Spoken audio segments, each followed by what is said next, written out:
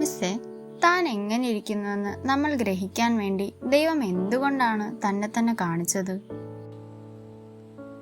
ദൈവം ഉണ്ടെന്ന് യുക്തി കൊണ്ടറിയാൻ മനുഷ്യന് കഴിയും.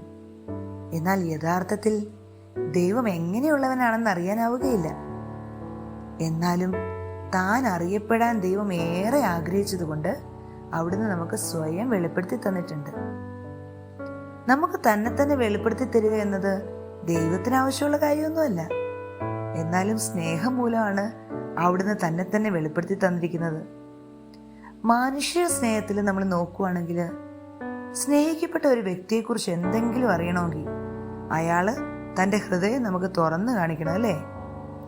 അതുപോലെ ദൈവത്തിൻ്റെ അത്യഗാധമായ ചിന്തകളെക്കുറിച്ച് എന്തെങ്കിലും അറിയാൻ കഴിയുന്നത് നിത്യനും നിഗൂഢാത്മകനുമായ ദൈവം സ്നേഹം മൂലം നമുക്ക് സ്വയം തുറന്നു തന്നതുകൊണ്ട് മാത്രമാണ്.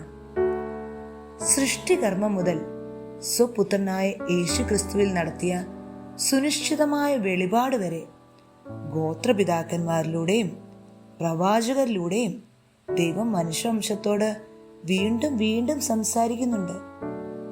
യേശു ക്രിസ്തുവിൽ അവിടുന്ന് സ്വഹൃദയം നമ്മിലേക്ക് ചൊരിഞ്ഞ് തൻ്റെ അതിനിഗൂഢമായ അസ്തിത്വം നമുക്ക് ദൃശ്യമാക്കി തരികയും ചെയ്തു. മിസ്സേ, എനിക്കൊരു സംശയം. ദൈവം എങ്ങനെയാണ് പഴയ നിയമത്തിൽ സ്വയം വെളിപ്പെടുത്തിയത്?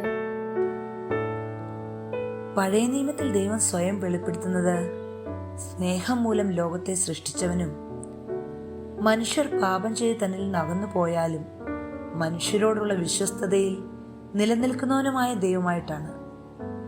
ദൈവം ചരിത്രത്തിൽ തന്നെ തന്നെ അനുഭവിച്ചറിയാനുള്ള സാധ്യത മനുഷ്യർക്ക് നൽകുന്നുണ്ട്.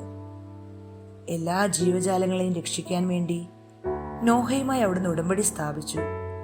അതുപോലെ അബ്രാഹത്തെ അനവധി ജനതകളുടെ പിതാവാക്കാനും അദ്ദേഹത്തിലൂടെ ഭൂമിയിലെ എല്ലാ കുടുംബങ്ങളെയും അനുഗ്രഹിക്കാൻ വേണ്ടി വിളിക്കുന്നു. അബ്രാഹത്തിൽ നിന്ന് ഉത്ഭവിച്ച ഇസ്രായേൽ ജനത്തെ ദൈവം സ്വന്തം ജനമാക്കി തീർക്കുന്നു. അതുപോലെ മോശയ്ക്ക് സ്വന്തം പേര് പറഞ്ഞ് ഞാൻ തന്നെ എന്ന് പറഞ്ഞ് വെളിപ്പെടുത്തുന്നു.